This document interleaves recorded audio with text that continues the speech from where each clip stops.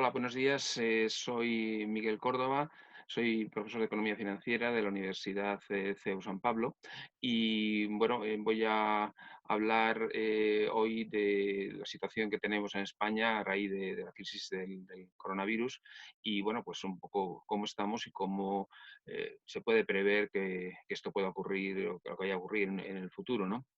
Vamos a ver, yo creo que de entrada tenemos que hablar de lo que ha pasado en los últimos años, desde la anterior crisis, porque desgraciadamente para nosotros, pues al final han pasado cosas que han hecho que lo que es el mecanismo productivo español, pues desgraciadamente no esté a la altura de lo que a lo mejor podíamos haber tenido. En los últimos 25 años, el sector industrial español ha bajado del 35% del Producto Interior Bruto al 16%. Es una bajada de más de la mitad y evidentemente eso genera que, bueno, pues haya mucho puesto temporal, porque lógicamente la industria son puestos en general de tipo indefinido, mientras que lo que es el sector servicios, pues lo que sé, los camareros, las empleadas de los hoteles para hacer limpieza o los dependientes de comercio de playa, etcétera, pues evidentemente son puestos temporales que se contratan, por ejemplo, por 3 meses y ya está.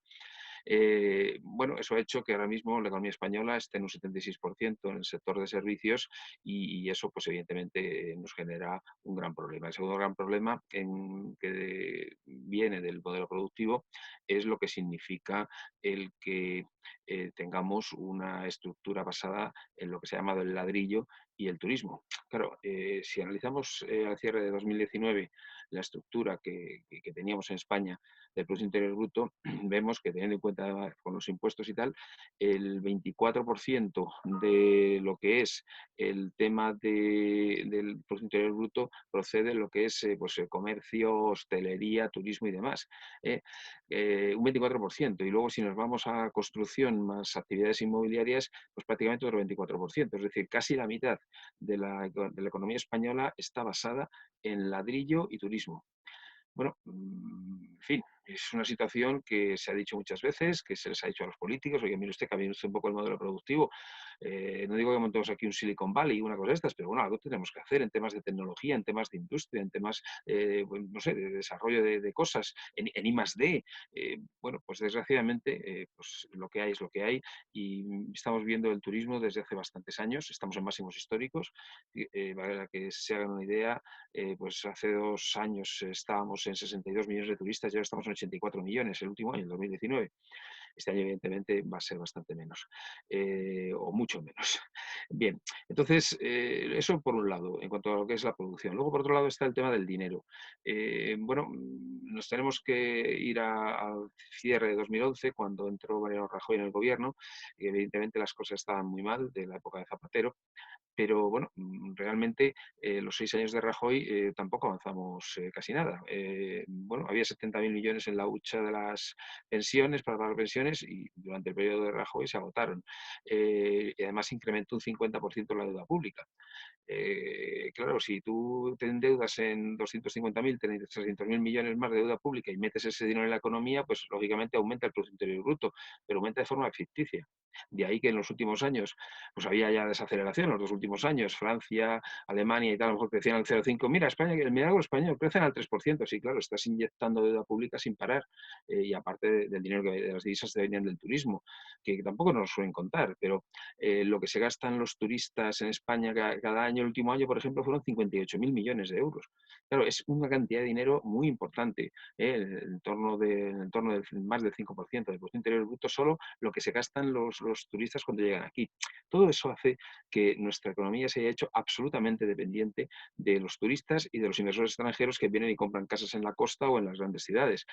Claro, eso se ha parado de golpe. Y eso, pues, evidentemente, es un problema muy grave. Yo creo que el cortoplacismo que han tenido los políticos, de uno u otro sí, ¿no?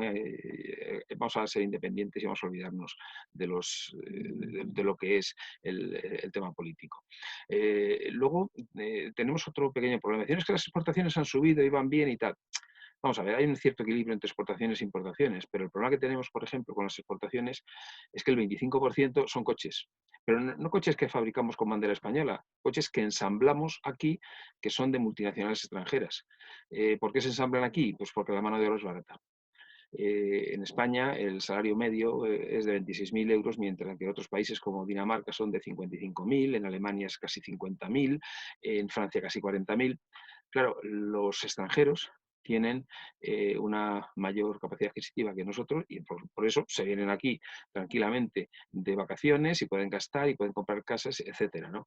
Hay gente que dice, no, no, pero es que allí la vida es más cara. Bueno, vamos a ver, depende de lo que se entienda de la vida. Yo he estado en supermercados, yo qué sé, alemanes, ingleses y tal, y el coste era igual que en Madrid. O sea que otra cosa es que haya cosas, el alcohol o el tabaco y otras cosas que cuesten más caras, pero lo que es la cesta de la compra es más o menos igual. Entonces, claro, si los extranjeros casi ganan el doble, pues es evidente que al final, bueno, pues que los coches los ensamblen en España. Al margen de que tengamos que tener en cuenta el cambio que se está produciendo medioambiental y que esas plantas de coches, pues bueno, son coches de combustión, coches que lógicamente pues van a ir quedando desfasados, ¿no? Tanto Francia como Alemania ya ha dicho claramente que los coches eléctricos, las nuevas fábricas que se van a realizar, claramente se van a instalar en sus países. No sé si alguna vez les sobrará alguna, pero construir un coche eléctrico está mucho más robotizado y es mucho más sencillo que un coche de combustión. Entonces, bueno, de aquí a 5, 10, 15 años, este 25% de las exportaciones españolas pues va a tener también muchos problemas y obviamente va a generar más paro, ¿no? Más temas de dinero, pues oye, el tema del déficit público. España lleva años siendo el peor país de Europa en temas de déficit público y tampoco se airea mucho en la prensa o en la televisión. En fin, hemos sido durante años el único país que tenía déficit primario. Déficit primario es el déficit que tenemos sin tener en cuenta lo que pagamos de intereses de la deuda pública. Claro, y el último el último país que ha estado en el protocolo de déficit excesivo. Es decir, Grecia lleva pues 5 años que no tiene problemas de déficit, mientras que España lo ha tenido permanentemente. España, el último año, el 2019, que decían que esto iba mejorando, ha empeorado y estamos en un 2,8% de déficit del PIB. Para que nos hagamos una idea, esos son 30 y tantos mil millones de euros, que es lo habitual, lo que ha ocurrido habitualmente durante bastantes años. Parece que estamos destinados a gastar siempre más de lo que ingresamos y eso lo llevamos haciendo durante muchos años, desde la época de mediados de la década pasada, ¿no? Bueno, es una situación problemática y que nos ha hecho tener que acudir a los mercados de emisión de deuda y los mercados nos han dicho que no nos compren. ¿Y entonces qué ha hecho el Banco Central Europeo en los últimos 5 años? El Banco Central Europeo ha comprado toda la deuda que ha necesitado España, casi 200.000 millones en los últimos 5 años, para que España pudiera seguir aguantando el problema que tenía de gastar más de lo que ingresaba. Por tanto, tenemos unos problemas realmente importantes antes del coronavirus. O sea, esta es la situación en la que hemos estado y, bueno, en fin, hay gente que habla y, bueno, ¿y por qué pasa esto? Y, bueno, mire usted, pues pasa primero porque las administraciones públicas son muy grandes. Estamos en máximo de funcionarios públicos, 3.200.000.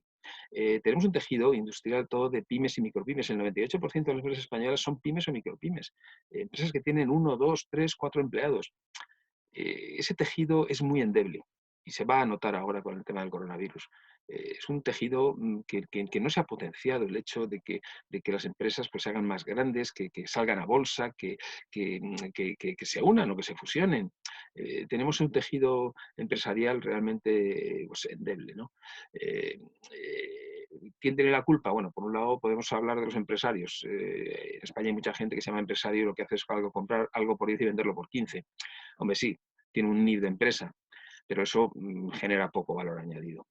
En otros países, por ejemplo Alemania, pues evidentemente tiene grandes empresas industriales que producen, que salen a bolsa, que se expanden y por otros países y tal. Aquí tenemos unas pocas, nada más. Claro, eso es un problema. Luego, por el otro lado, por el de los empleados. Bueno, pues la verdad es que a lo mejor pues la formación que tienen los empleados españoles pues no es la más adecuada. El nivel educativo, pues a lo mejor en los últimos años pues ha ido degenerando un poquito, ¿no? Entonces al final pues hay unos estudios a lo mejor demasiado teóricos y la formación profesional, que es de la que se deberían nutrir pues las empresas para poder producir lo que tienen que hacer, pues parece que está denostada. En fin, yo lo que creo es que tenemos que dar una vuelta pues prácticamente a casi todo. Nos falta también el modelo fiscal. El modelo fiscal no es un modelo de fiscalidad adecuado, sino un modelo de recaudación. O sea, realmente desde la época de Fernández Ordóñez, que fue ese sí fue ministro de Hacienda y hizo un sistema fiscal adecuado, un sistema que funcionaba, pues luego desde Rodrigo Rato, Montoro y demás, pues al final simplemente se han dedicado a subir los tipos, a quitar las deducciones y ya está, y punto, a intentar recaudar todo lo que se pueda, ampliar bases imponibles y ya está.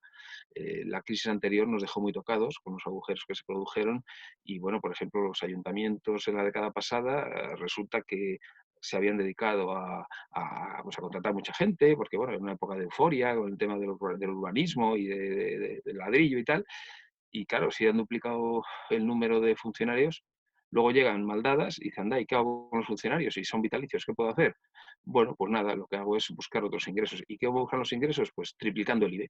El IBI, el impuesto de bienes inmuebles, pues resulta que yo en mi caso mismo, yo recuerdo que pagaba 200 y pico euros en un apartamento aquí en una zona así no muy de Madrid, muy normalita, y bueno, ahora estoy pagando 800 y pico. Y como yo, pues por la mayor parte de la gente. Entonces, claro, dice, bueno, pues como no me voy a dejar de gastar el ayuntamiento, pues lo que hago es pues incrementar todos los impuestos que pueda.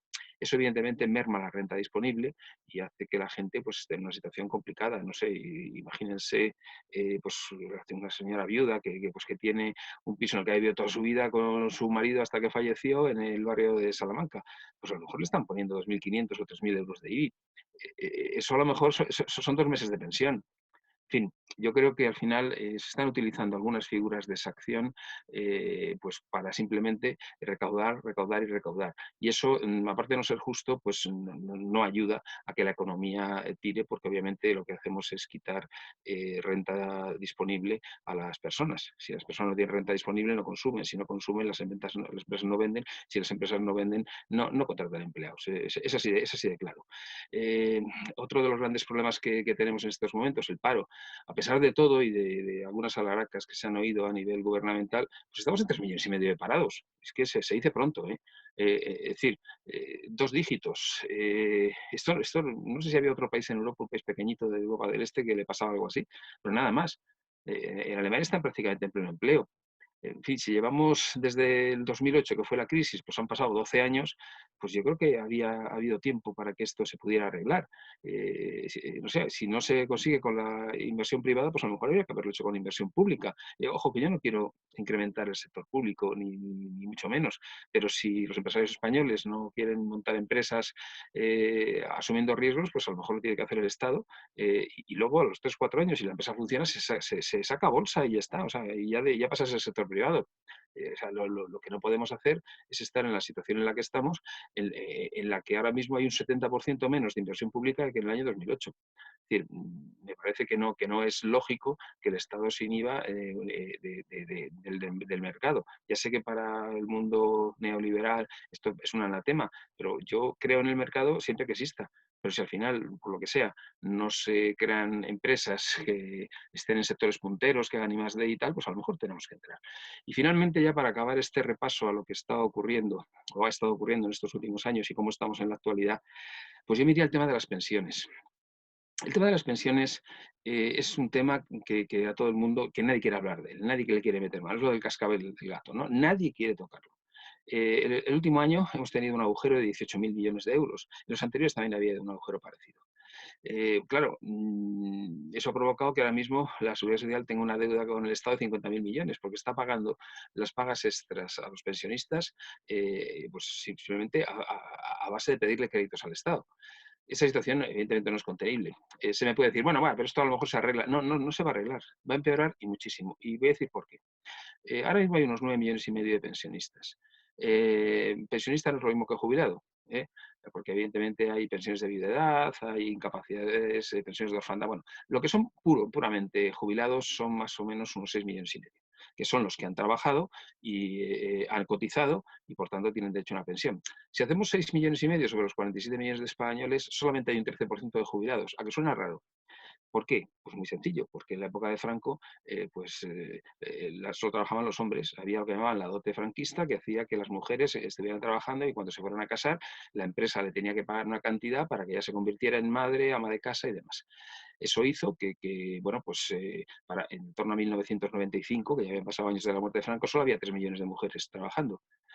Bueno, en 1925 empezaron a incorporarse las mujeres a trabajar y en 10 años, de 1995 a 2005, pasaron de 3 a 8,2 millones de mujeres trabajadoras, que ya entrábamos en los 8,2 millones, es el ratio de Boy, como tenía que ser. Claro, si de golpe se incorporan 5,2 millones de mujeres a trabajar, también se van a jubilar de golpe, ¿verdad? Vale, pues si hacemos unos cálculos normales, esto va a pasar pues del 2028 al 2037 aproximadamente.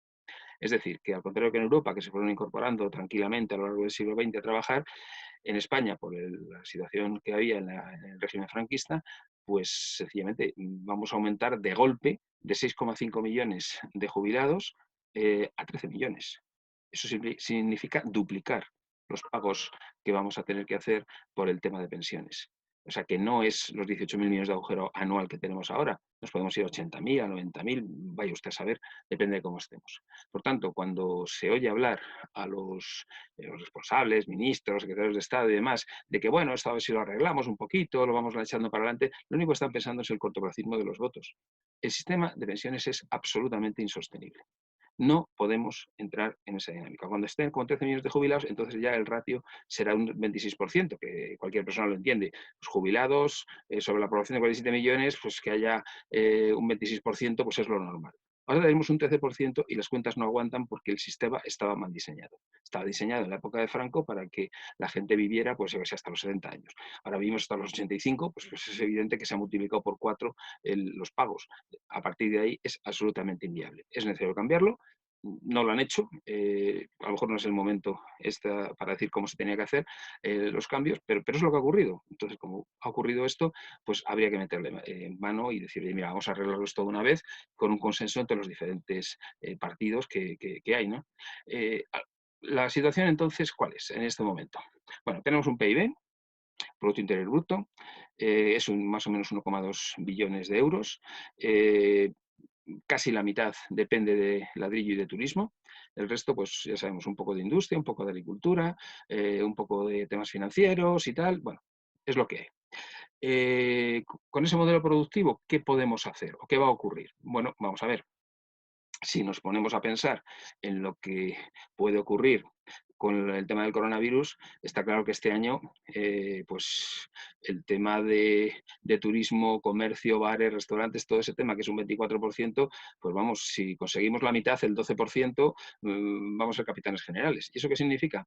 Pues tenemos 12 puntos de bajada de PIB, ¿no?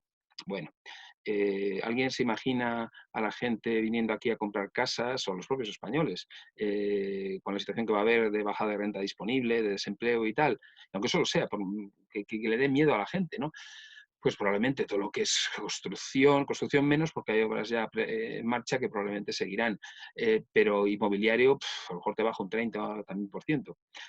Bueno, si vamos haciendo esos porcentajes de bajada en las diferentes actividades, quitando el Estado, que obviamente va a tener que involucrarse más y va a incrementar su peso en el PIB, yo he hecho unos cálculos y me sale una disminución de hasta el 18% en el Producto Interior Bruto. Hay por ahí estudios, el Banco de España que ha dicho que hasta el 13,6%, hay otros compañeros economistas que hablan del 12%. Bueno, yo soy a lo mejor un poquito más pesimista porque creo que vamos a salir más tarde del tema del coronavirus y haciendo esos cálculos sector a sector a mí me sale un 18% abajo. En cualquier caso, entre el 12 y el 18%, pues por ahí vamos a estar.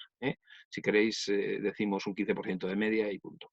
Bueno, es una bajada significativa, muy significativa. Estamos hablando de un agujero tan importante bueno, que puede suponer pues, una pérdida de empleo entre 1 millón y 2 millones de empleos a fin de año. Bien, una situación como esta pues, va a requerir pues, un montón de dinero, ¿no? O sea, está claro que la gente tiene que comer, la gente puede tener deudas, tiene que pagar un alquiler, tiene que hacer muchas cosas. El gobierno va a habilitar líneas importantes.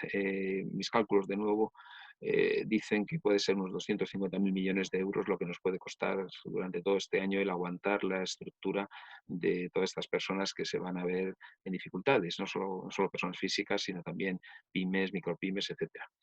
Bueno, 250.000 millones es mucho dinero, sobre todo para un país como España, que de estar, como estaba en la época de Aznar, al 38% en ratio de deuda sobre PIB, ha pasado al 100%.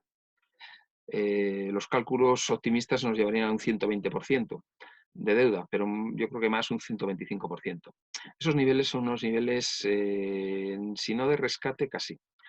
Y el gran problema que tiene España, y por eso sobre todo la gente tiene miedo, hablo de miedo a la gente, los inversores internacionales, incluso los estados nacionales, el Eurogrupo y demás.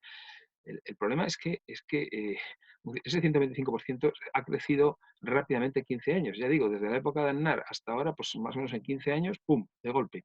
38% a 125%. Otros países como Italia están al 130%, pero bueno, es una deuda que tenían histórica desde la reconstrucción de la Segunda Guerra Mundial y bueno, pues no ha habido ningún problema. Entonces, claro, para financiar esto, bueno, pues se habla de préstamos del MEDE, por ejemplo. Pero claro, los préstamos del MEDE, del Mecanismo Europeo de Estabilidad, pues son unos préstamos que se tienen que hacer en proporción al peso de cada país en la Unión Europea. Mis cálculos me dicen que de ahí a lo mejor se podrían sacar pues unos 35.000 millones. Luego, el Banco Central Europeo ha dicho que va a comprar deuda pública. Bueno, bien, me parece bien que compre deuda pública. Había hablado de 1 millón, de 1 billón. Bueno, pues lo que nos toca igual el porcentaje de España, pues no va a llegar a 100.000 millones. Con lo cual tendríamos unos 135.000 millones de 250.000 que necesitamos. Acaba de salir el presidente del gobierno diciendo, bueno, pues lo que vamos a hacer es deuda perpetua. O sea, que en Europa se haga 1,5 billones de deuda perpetua, todavía no está aprobado, obviamente, pero, y le tocará a España ya una cantidad que con eso a lo mejor lo financiamos. Ellos también están echando las cuentas, lógicamente. Claro, la deuda perpetua es una deuda que no se paga. Entonces ya estamos asumiendo algo que todos sabíamos, que esto de emitir deuda permanentemente, pues al final nos lleva a donde nos lleva, a que no se pague. Vamos a ver, yo la referencia que tengo en España de deuda perpetua viene de la época de Franco. Franco estaba en una situación como la que vamos a poder estar nosotros. Estaba aislado, nadie le prestaba dinero y entonces emitió internamente en 10.000 millones de pesetas en deuda pública. Bueno, era una deuda que servía pues, a los notarios para hacer sus fianzas, ese tipo de cosas y tal, y estuvo vigente.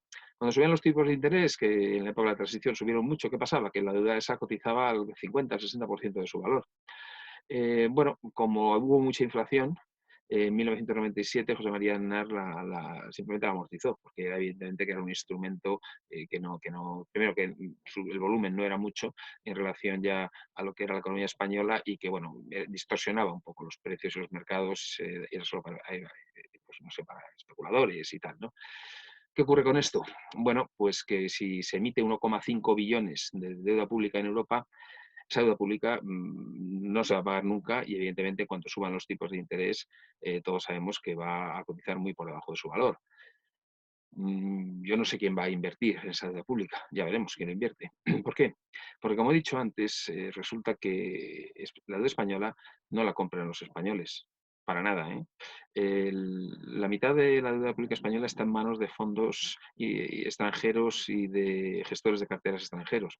No ocurre como con Italia, ¿no? Que pues existe una deuda muy superior a los 2 billones de euros, pero está todo en manos de italianos. Es decir, que si les vienen mal dadas a los italianos, bueno, pues es su deuda, es su moneda y ellos aguantan y ya está.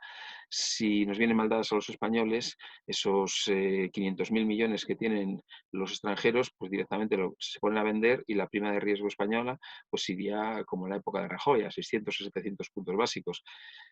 Si España no puede emitir deuda pública a niveles bajos, pues no podría pagar el servicio de la deuda. Si no puede pagar el servicio de la deuda, tenemos que ir a un rescate. No quiero ser demasiado pesimista, pero este escenario, así de sencillo, podría darse en un par de años. Es decir, todo depende de cómo funcionen los mercados financieros. Y la gente que invierte en los mercados financieros no son precisamente tontos y el dinero es muy cobarde.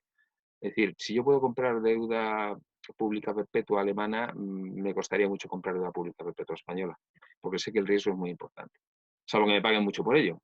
Claro, si me pagan un 6, un 7, un 8% por esa deuda, pues a lo mejor la compro con miedo, pero la compro. Pero claro, eso lo que significa es que España tiene que pagar el 8% en vez de pagar el 1 o el 2% que está pagando ahora. Las cuentas españolas no podrían aguantar ese incremento de tipos de interés. Bien, la situación es la que tenemos. Hay mucha gente que está pensando en que, bueno, esto va a ser una salida de nube o el Nike que dicen, vea, esto va a ser así, ya está. Yo creo que va a ser bastante peor. Me explico. Un parón de la economía de esta magnitud, pues prácticamente no lo tenemos desde la Segunda Guerra Mundial. Claro, la Segunda Guerra Mundial, vamos a ver dos países, Inglaterra y Francia. Dice, bueno, pues es que Francia perdió la guerra, sí, pero la única lucha que hubo entre franceses y alemanes fue en el norte, en Dunkerque, y ya está. nadie destruyó a Francia, ni sus fábricas, ni nada. En Inglaterra, pues sí, Hitler pues hizo bombardeos en la zona de Londres, Southampton, Portsmouth, un poco el sureste de Inglaterra, pero el resto del país no sufrió nada, con lo cual su capacidad productiva también estaba intacta. Vale, pues entonces, entonces que alguien me explique por qué entre 1945 y 1954, 9 años, los ingleses estuvieron con cartillas de racionamiento. Hasta 1954 no se pudieron liberar de eso. Y en Francia, por ejemplo, en 1950, 5 años después de la guerra, los franceses llevaban los zapatos con suela de madera. ¿Por qué? Porque el país no tenía dinero para importar caucho.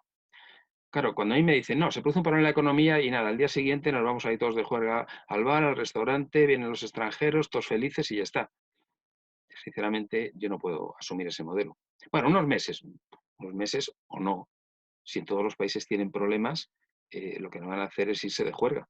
Intentarán reconstruir sus economías, la gente, por precaución, incrementará sus tasas de ahorro, guardará dinero en el calcetín y dirá, vamos a esperar un poquito, unos meses, un año o dos, a ver qué pasa y luego ya veremos si volvemos otra vez a lo de antes, ¿no?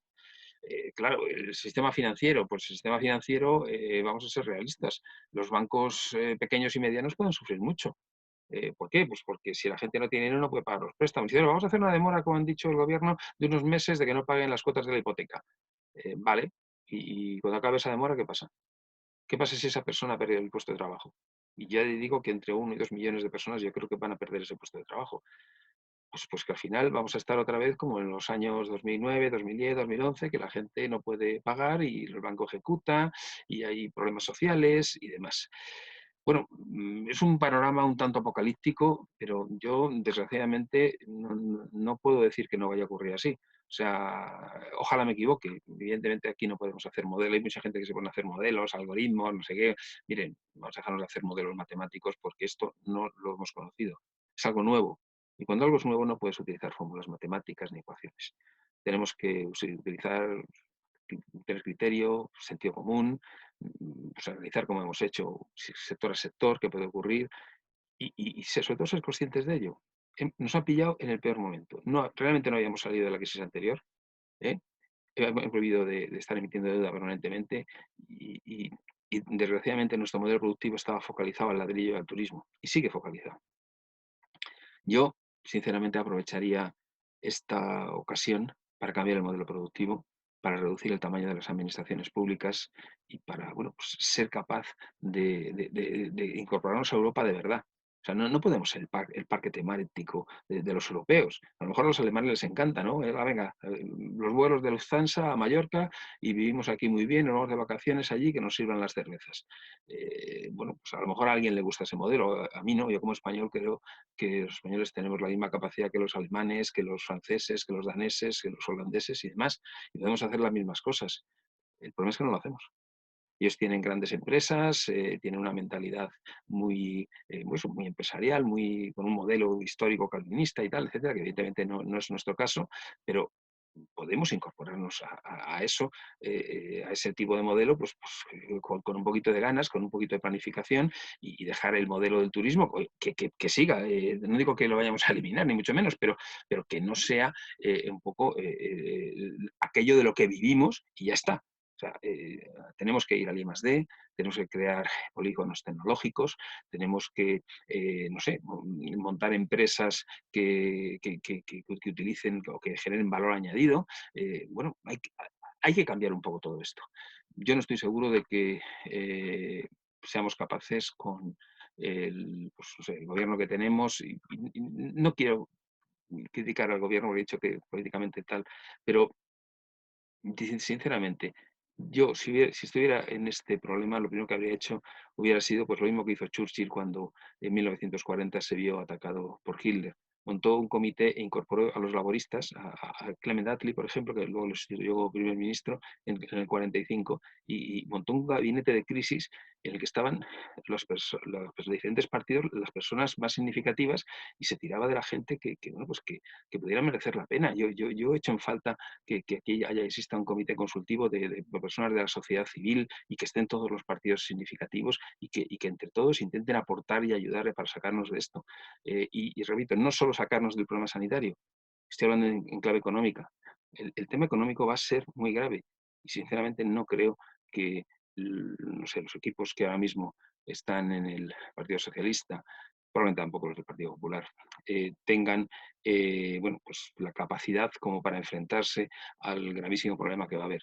Creo que es un problema de todos, creo que se debería crear esos comités y hacerles caso, porque lo que hay que hacer es que si se monta un comité en el que hay muchos técnicos independientes, gente de sociedad civil y demás, pues esas personas probablemente sepan bastante más que los políticos, pues que con esos comités se diseñe cuál es la salida de España para un, por ejemplo, para un quinquenio, qué tenemos que cambiar en el modelo productivo, cómo vamos a tener que financiar todo lo que está ocurriendo y bueno, veamos si somos capaces de evitar ese rescate y, ¿por qué no? A lo mejor tenemos que discutir si tenemos que estar dentro del euro. No, no hablo de Europa, la Unión Europea, vale, estoy hablando del euro, porque es evidente que nosotros pintamos muy poco en Europa.